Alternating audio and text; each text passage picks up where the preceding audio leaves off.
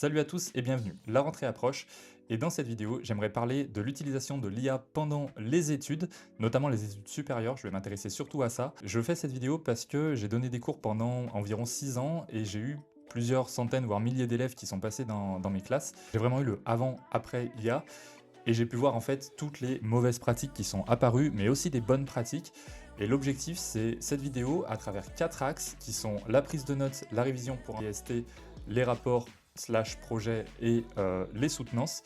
Dans ces 4 axes-là, on va aller identifier les risques, c'est-à-dire comment est-ce qu'il ne faut pas utiliser l'IA. Par contre, quelles techniques on peut avoir pour arriver à se booster un peu sur certains éléments. J'aimerais avoir quelques mises en garde parce que j'entends des étudiants qui peuvent avoir des idées qui sont extrêmement mauvaises et qui vont vraiment les amener à avoir des très mauvaises surprises au moment de leurs oraux notamment. Pour commencer, vous n'avez pas besoin d'IA pour réussir vos études.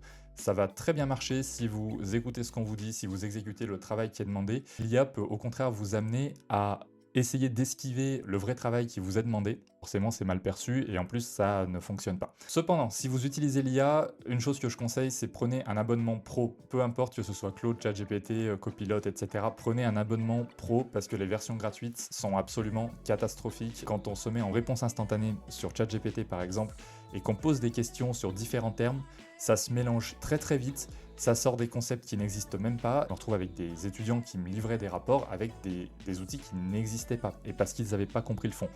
Donc si vous l'utilisez, prenez une vraie version, demandez des réflexions longues pour être sûr que vous avez des réponses qui soient cohérentes. On rentre tout de suite dans la première partie, la prise de notes. Vous avez des cours avec des éléments qui vous sont donnés. La prise de notes manuelle va vous faire gagner un temps phénoménal en termes d'acquisition de compétences. Parce que quand vous êtes en cours, que vous écoutez, que vous écrivez en même temps, votre cerveau va intégrer beaucoup de choses, même si vos notes ne sont pas forcément relues plus tard, mais votre cerveau va intégrer énormément en profitant de ce temps-là pour être vraiment dans le cours et pas seulement en se disant je vais attraper quelques éléments et puis je vais demander à ChatGPT qui va me faire un résumé. Une fois que vous avez fait ça, vous n'avez rien retenu et ça ne va pas vous aider pour vos révisions par la suite. Là où l'IA peut être utile en termes de prise de notes, c'est quand vous avez eu des concepts en cours où le prof est allé un peu vite, vous n'avez pas forcément compris la façon dont il a expliqué, et ben ne connectez pas avec vous. Vous pouvez demander à l'IA ce concept-là avec des questions très précises.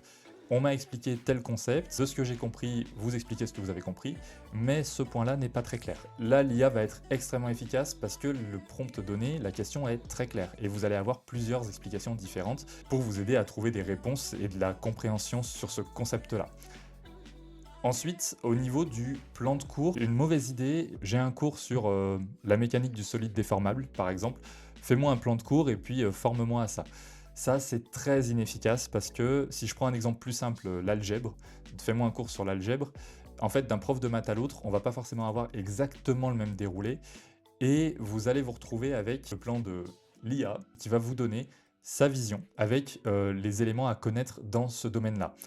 Le problème de ça, c'est que c'est ni le plan de cours du prof, ni celui que vous avez reconstruit par rapport à ce que le prof vous a donné, parce que parfois ça peut vous être demandé de refaire un plan sur votre réflexion.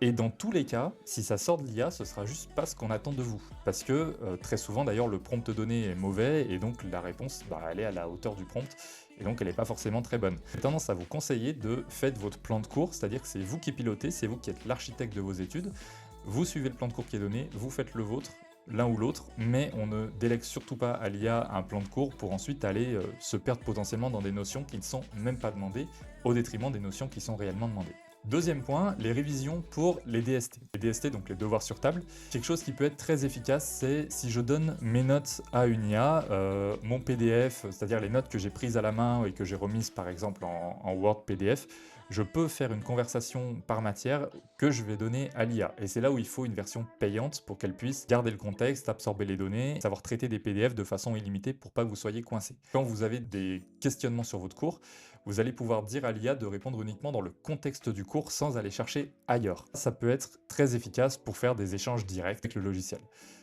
Là où ça peut être efficace aussi, c'est pour créer des quiz, des jeux interactifs où vous allez pouvoir dire sur cette base-là, pense par exemple aux langues, à l'apprentissage des langues, vous pouvez lui demander: «Fais-moi des jeux pour, traduire différentes phrases en fonction des contextes et cetera, sur la base de mon cours».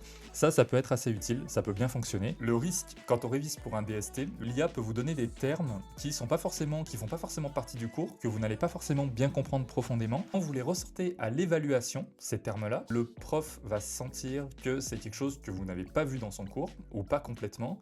C'est bizarre de le sortir à cet endroit-là, parce que comme vous l'avez mal compris, bah, vous ne le ressortez pas au bon endroit. Et le problème, c'est que non seulement ça va décrédibiliser votre compréhension sur la question et sur ce terme-là, mais ça va décrédibiliser l'ensemble de votre copie parce que sur tous les autres termes que vous aurez donnés dans votre réponse au DST, on aura eu le doute sur une question, on va avoir doute sur l'ensemble des questions. Et ça peut décrédibiliser l'ensemble de votre compréhension. Donc ce qu'il faut ressortir en DST, c'est ce que vous êtes sûr que vous avez compris. Ça vous permettra de montrer au correcteur que vous avez réellement acquis ce que vous avez ressorti en cours parce que c'est cohérent là où ça ressort. Et vous n'avez pas simplement fait une bouillie d'IA, vous avez appris un petit peu à la volée pour essayer de ressortir des termes que vous ne comprenez pas forcément. Troisième partie, les rapports et les projets. La première chose, c'est quand vous avez un rapport ou un projet, donc je pense au projet de fin d'études notamment par exemple, ne demandez surtout pas à une IA dès le début: je dois résoudre ce problème pour mon projet de fin d'études, comment faire? Votre prompt ne va pas être bon. Et en plus, vous allez vous faire bloquer dans un schéma. Vous allez vous faire biaiser par l'IA qui va vous dire: si tu travailles sur une gestion des stocks par exemple, eh bien il va falloir que tu fasses petit a, petit b, petit c. Mais peut-être que l'IA va vous donner un exemple pour un contexte extrêmement spécifique d'usine qui n'est pas du tout le vôtre. La réflexion a une certaine valeur quand elle vient de vous. Lorsque vous recherchez des informations pour un projet, très très important de demander des sources à chaque fois à votre IA. Et là encore une fois, il faut la régler en réflexion longue sur une version payante et lui demander d'aller chercher les sources. L'IA, en fait, ça va être simplement votre point de base qui va aller piocher dans différents sites et après, à vous d'aller voir les sites et à vous d'aller chercher l'information pour citer ces sites-là. On évite vraiment de mettre dans un rapport source ChatGPT, ça va pas du tout plaire au correcteur et puis surtout, ça n'a absolument aucune valeur. Donc, demandez, servez-vous-en pour aller chercher les sources, par contre, c'est extrêmement efficace et comme ça, vous pouvez donner des vraies sources de votre secteur qui confirment ce que vous êtes allé chercher. Autre chose au niveau du fond du projet. Si vous êtes dans la création d'un outil, par exemple, ça c'est des choses que j'ai eues en cours, des élèves qui devaient créer des applications ou ce genre de petits projets. J'ai eu des élèves qui me font des logiciels complets, j'ai eu avec Lovable récemment, et simplement créé avec un logiciel IA, sans réflexion plus que ça avec l'élève, c'était que le logiciel est simplement créé, mais il n'est pas mis en place, on n'a pas de retour d'expérience terrain, on ne sait pas trop ce qui se passe, et en fait ça a été fait en 10 minutes avec l'IA. Il faut savoir que les correcteurs ne sont plus impressionnés par ça, parce que on le sait en fait, en tant qu'étudiant, on n'a pas beaucoup d'avance en termes de connaissances sur l'IA par rapport aux correcteurs, surtout qu'on voit passer beaucoup de sujets. On voit très très vite, tout de suite, s'il y a eu de l'IA qui a été utilisée. Ça ne veut pas dire qu'il ne faut pas l'utiliser dans votre projet, ça veut dire que vous pouvez l'utiliser ponctuellement, mais quel est votre travail autour de ça? Si vous faites un projet d'un an et qu'en fait le rendu de votre projet d'un an c'est juste une petite application faite en 20 minutes avec un logiciel en ligne, vous comprenez bien qu'il y a un décalage par rapport à ce qui est demandé. En fait, ce qui avait de la valeur en 2019 n'a plus la même valeur aujourd'hui en termes de construction de logiciels, d'outils, de codage, etc. Ce qui a de la valeur aujourd'hui, c'est est-ce que vous avez bien compris le contexte, est-ce que vous avez réussi à voir avec les équipes si ça fonctionnait, etc. IA ou pas IA, on ne peut pas passer à travers le boulot qui est demandé à un étudiant. Autre chose sur la rédaction plus, alors là c'est plus des conseils de rédaction du rapport et du projet. Un plan fait par IA pour un rapport est une très mauvaise idée. C'est quelque chose que j'ai déjà constaté, un étudiant qui avait fait un super travail de fond, c'est-à-dire que le boulot était là. Il avait travaillé son projet tout le long, c'était pour mettre en place un système qualité dans une entreprise. Il avait fait plein de documents, il avait formé les équipes, etc. Et il est venu me voir en suivi en me disant: je comprends pas, j'arrive pas à faire mon plan, j'arrive pas à rédiger. En une demi-seconde, j'ai compris que c'était fait par une IA. Et je lui ai dit: mais pourquoi vous faites par une IA ce plan-là, alors que le fond du projet est là? Et en fait, le plan sorti par IA était le plan que l'IA avait en tête, mais il n'avait pas du tout donné tout son contexte, qui se retrouvait avec des parties et sous-parties, il savait pas quoi mettre dedans, tout simplement parce que le plan n'était pas bon par rapport à ce que lui avait fait. Donc là, la consigne, elle est très simple, on range l'ordinateur, on garde papier et crayon, et on écrit le plan cohérent pour nous, et vous verrez que ce sera beaucoup plus logique et beaucoup plus simple à créer. Dernière chose, le copier-coller IA. Alors, il y a des détecteurs IA qui marchent très mal, c'est-à-dire que parfois il n'y a pas d'IA et en fait ils en détectent et dans l'autre sens on en met plein et ils détectent rien du tout. Sachez que détecteur ou pas détecteur, le correcteur il le voit tout de suite. C'est-à-dire que ça se sent tout de suite. Parfois on a des rapports où on a à moitié avec de l'IA, à moitié sans IA.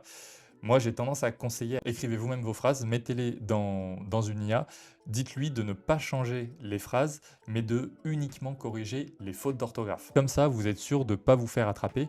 On a des fois des choses qui traînent dans des rapports de type, tu peux également mettre dans ton rapport que, c'est-à-dire que les élèves n'ont même pas relu et puis on se retrouve avec ça, enfin voilà, c'est un peu dommage. Dernier point, les soutenances. Vous allez avoir des oraux pendant vos études, de plus en plus d'ailleurs, parce que les devoirs maison deviennent impossibles à faire, étant donné que tout est fait par IA, enfin ça devient très compliqué. Par contre, les soutenances, on va encore en avoir beaucoup, parce que ça permet de confronter l'étudiant, de poser des questions, voir s'il a vraiment compris en profondeur. Donc c'est là où il y a certains pièges aussi à éviter en tant qu'étudiant. Première chose, vous pouvez faire votre diapo avec un copilote ou autre, pourquoi pas, mais il y a quelques règles à respecter. La première, c'est ne pas abuser sur vos images IA. Les images IA, en fait, c'est insupportable. Quand on enchaîne des oraux, il faut savoir que quand vous faites des oraux, les correcteurs voient passer 8 voire 10 étudiants par jour parfois. On voit les mêmes diapos arriver avec les images IA en continu. D'un moment, c'est très fatigant parce qu'on sait qu'il n'y a pas de travail derrière. Personne ne sera impressionné par ces images IA. On peut en mettre une ou deux, mais il ne faut pas en abuser à toutes les diapos. Ça n'apporte aucune valeur ajoutée. Par défaut, les logiciels qui vous génèrent des soutenances, par exemple si vous leur donnez un fichier PDF ou un fichier Word et qui vous génèrent une diapo, le problème de ces logiciels, c'est qu'ils peuvent avoir tendance à ajouter des éléments, à en détailler certains. Ils vont prendre l'initiative de dire «Ah, on pourrait aussi dire ça, on pourrait aussi dire ça», mais ça, c'est pas votre réflexion. On peut se retrouver avec des éléments qui sont hors sujet, des éléments que vous ne comprenez pas, et là, à l'oral, c'est extrêmement dangereux, et ça, je l'ai vu plusieurs fois, des élèves qui se font interroger sur des termes qui sont dans leur diapo, dont ils n'avaient aucune idée ou qu'ils n'avaient pas approfondi. Ça, c'est vraiment l'autoroute vers la très très très mauvaise note, et surtout, vous allez passer un mauvais moment à l'oral, parce que le correcteur, tout ce qu'il a à faire, c'est noter le terme, vous posez la question, vous allez sécher. Il y a quelque chose que je conseille qui est un petit peu contre-intuitif, mais c'est qu'en fait, il faut se rendre compte que les correcteurs aujourd'hui, c'est un point qui va englober les rapports et les soutenances, les correcteurs sont blasés de voir des rapports et des présentations faites par IA. C'est-à-dire que on en a marre, très clairement, on voit que ça toute la journée.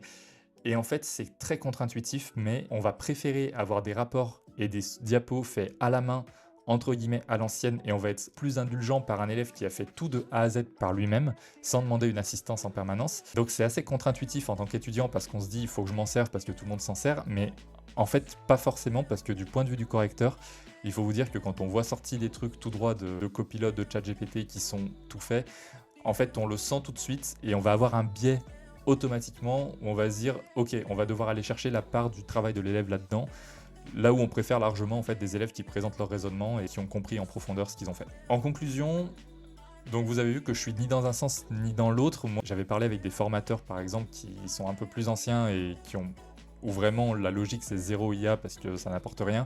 Je suis pas du tout dans cette logique parce que ça va faire partie de notre métier, mais il y a vraiment une logique de bon sens. En études, ce qui est attendu, c'est de savoir si on peut vous envoyer dans un milieu professionnel, voir un client, échanger, est-ce que vous avez compris le sujet que vous êtes censé connaître. Si vous faites des études de thermique, est-ce que vous pouvez parler de thermique comme ça? Parce que vous n'aurez pas toujours ChatGPT pour vous traduire ce qui se dit en direct. C'est ça que les correcteurs vont chercher à les voir maintenant, c'est est-ce que vous avez vraiment compris en profondeur. Donc servez-vous-en pour approfondir vos recherches, pour mieux comprendre, pour vous faire des quiz. Mais par contre, pour tout ce qui est réflexion, la base de la réflexion doit toujours venir de vous. Et ensuite, l'IA reste un assistant et surtout, ce n'est pas le chef. Je vous souhaite bon courage pour votre année et je vous dis à la prochaine.